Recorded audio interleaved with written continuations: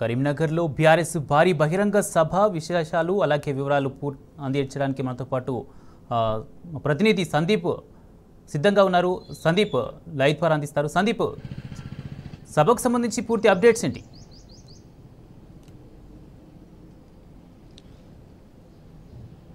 Thank you Kumar. మొత్తంగా జగిత్యాల జిల్లా అలాగే చొప్పదండి కాన్స్టిట్యున్సీ కావచ్చు, మొత్తంగా ఇప్పటి సీఎం మాజీ ముఖ్యమంత్రి కేసీఆర్ గారి సభకు సంబంధించి కథన బెరికి సంబంధించి మొత్తం సిద్ధమైంది. ఎక్కడికక్కడ బీఆర్ఎస్ శ్రేణులు కరీంనగర్ తరలి వెళ్లేందుకు కూడా సిద్ధమయ్యారు. ఎందుకంటే ఆ పార్లమెంట్ ఎన్నికల సమర శంఖారావానికి ఇవాళ కరీంనగర్ మరొకసారి వేదికైంది. ఇప్పటికే 2001, 2004, 2007, 2014 ఇన్నిసార్లు కూడా ప్రతి కార్యక్రమం కూడా ఇక్కడ మిలియన్ మార్చ్ కావచ్చు, సకల జనుల సమ్మెకు పిలుపుకోవచ్చు, ఉద్యమ ప్రస్థానం మొత్తం కూడా కరీంనగర్ నుంచి ప్రారంభమైంది. ఈ క్రమంలో జగిత్యాల ఇలాగే కరీంనగర్ ఉమ్మడి కరీంనగర్ పార్లమెంటుకు సంబంధించి కూడా అక్కడికి తరలి వెళ్లేందుకైతే బీఆర్ఎస్ శ్రేణులు సిద్ధమయ్యారు. మొత్తంగా కూడా కేసీఆర్ గారు ఏం మాట్లాడతారు, ఎటువంటి అంశాలపై ప్రసంగిస్తారు, ఎందుకంటే ఇప్పటికే ఈ కాంగ్రెస్ వచ్చినప్పటి నుంచి కరెంటు కష్టాలు చూస్తున్నారు. అలాగే సాక్షాత్తు విప్పు ఎమ్మెల్సీ జీవన్ రెడ్డి పాల్గొన్న కార్యక్రమంలోనే కరెంటు కట్ అయిన విషయాన్ని స్వయంగా రాష్ట్ర వ్యాప్తంగా కాదు, అదొక సోషల్ మీడియాలో ఒక ట్రెండింగ్ కూడా కొనసాగింది.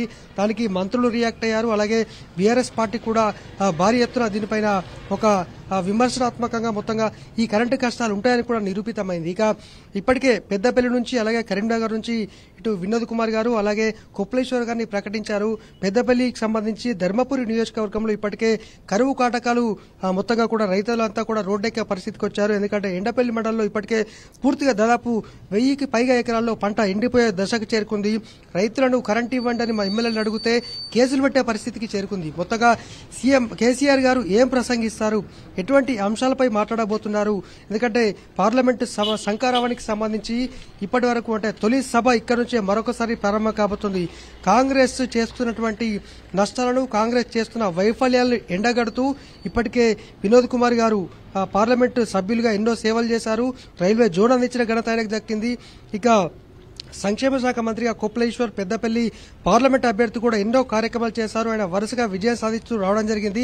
ఇప్పుడు పార్లమెంట్ అభ్యర్థిగా ఉన్నారు. ఈ క్రమంలో మొత్తంగా ఈ సభ అనేటువంటిది ఒక చరిత్రలో నిలిచిపోనుంది. దాదాపు 1,00,000 మందితో ఈ సభ తొలి సభ నిర్వహించున్నారు. మొత్తంగా ప్రజలతో పాటు బీఆర్ఎస్ శ్రేణులు సైతం ఆసక్తిగా ఎదురు చూస్తున్నారు. మరి మనతో పాటు ఉద్యమకారులు చాలా మంది కూడా 2001 నుంచి ఉన్నవారు, అలాగే కరీంనగర్కు సంబంధించి పార్లమెంటుకు సంబంధించిన వాళ్ళు కూడా ఉన్నారు. మాట్లాడిద్దాం.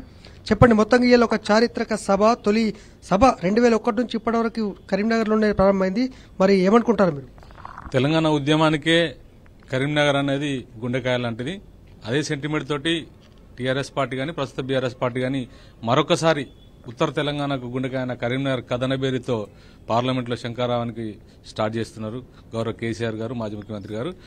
కాంగ్రెస్ పార్టీ వచ్చిన వాళ్ళు కల్లబుల్లి అబద్దాలు చెప్పి అనేక మంది చెప్పి అధికారంలోకి వచ్చారు. వాళ్ళు ఏం చేయలేకపోతున్నారు. కాబట్టి కేసీఆర్ గారి సందేశం ఏముంటుంది అనేది ప్రజలు కానీ కార్యకర్తలు కానీ ఆసక్తిగా ఉన్నారు.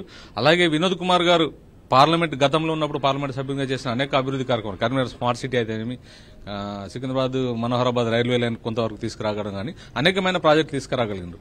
ఒక పార్లమెంట్ సభ్యుడు వర్త్ఫుల్ పర్సన్ ఉంటే ఏం తీసుకురాగలుగుతా అంత చేసింది వినోద్ కుమార్ గారు. అధికార పార్టీల్లో ఉండాల్సిన అవసరం లేదు. ప్రతిపక్షంలో ఉన్న వర్త్ఫుల్ పర్సన్ అయితే తీసుకురాగలడానికి వినోద్ కుమార్ గారు ప్రూవ్ చేసినారు. ఎంటైర్ కరీంనగర్ జిల్లా నుండి కూడా కరీంనగర్ కథనానికి అభివృద్ధికి అందరం సిద్ధంగా ఉన్నాం. కరీంనగర్ పార్లమెంట్ లో మొన్నటి అసెంబ్లీ ఎన్నికల్లో కంపేర్ చేస్తే కాంగ్రెస్ 4 అసెంబ్లీ గెలిచినాయి, బీఆర్ఎస్ 3 గెలిచినాయి. వాళ్ళకు మాకు 5,000 డిఫరెన్స్ ఉంది. అంటే ఇట్ ఈస్ నథింగ్. 5,000 అనేది స్మాల్ డిఫరెన్స్. ఇంకా బీజేపీ బండి సంజయ్ గారు గౌరవ రాష్ట్ర అధ్యక్షులుగా ఉన్నారు ఇంతకు ముందు. కానీ కరీంనగర్ పార్లమెంట్ పరిధిలో అభివృద్ధి ఏం లేదు. కేవలం ఎమోషనల్ ఓటింగ్ మీద వాళ్ళు బీజేపీ వాళ్ళు డిపెండ్ అయినారు. మేము కన్స్ట్రక్టివ్ గా ఒక వర్త్ఫుల్ అభ్యర్థి వినోద్ కుమార్ కాబట్టి, నిజాయితీపరుడు, సేవకుడు, అభివృద్ధికి ఆకాంక్షించే వ్యక్తి కాబట్టి అతని మీద ఖచ్చితంగా ప్రజలు నమ్మకం వస్తారని ఆశిస్తున్నాం. మొత్తంగా ఎన్నో సంక్షేమ కార్యక్రమాలకు కేసీఆర్ చేసినటువంటిది పెట్టింది పేరు. మరి ఏమంటారు?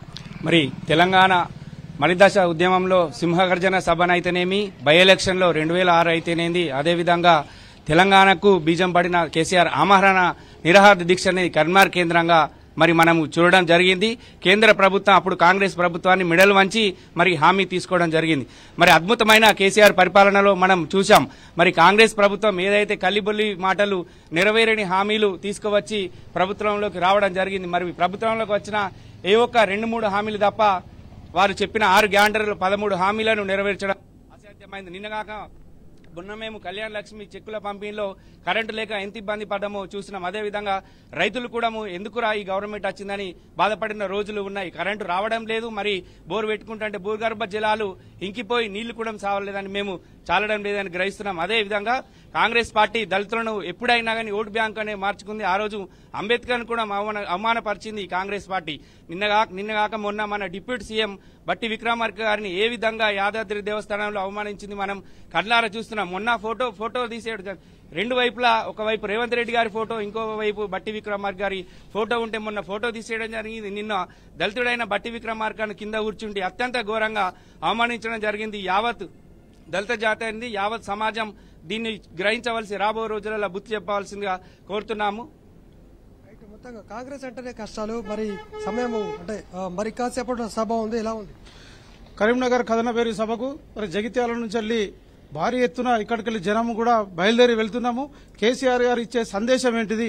కాంగ్రెస్ ప్రభుత్వం వచ్చిన తర్వాత 6 గ్యారంటీల పేరు మీద ఎంతో మందిని అవమానపరిచే విధంగా ఈ పథకాలను తీసుకొచ్చారు. ఏ ఒక్క పథకం కూడా అమలులో అసలు చేయుత పథకం 4,000 రూపాయల పెన్షన్ ఇస్తున్నారు, దాని జోలే లేదు. అదేవిధంగా మహిళలకు మహాలక్ష్మి పథకం మీద 2,500 రూపాయల పెన్షన్ ఇస్తున్నారు, ఇవారు కూడా దాని ఆ విషయం లేదు. కాంగ్రెస్ ప్రభుత్వం వచ్చిన తర్వాత కరెంటు కష్టాలు చాలా గణనీయంగా ఉన్నాయి. ఎందుకంటే ఈ మార్చి నెలలో ఇట్లా ఉన్నాయంటే ఇంకా ముందు ముందు ఏ విధంగా ఉంటాయో ప్రజలకు దీన్ని గ్రహిస్తున్నారు. కాంగ్రెస్ కు ఈ ఎన్నికలలో తగిన బుద్ధి చెప్తారు.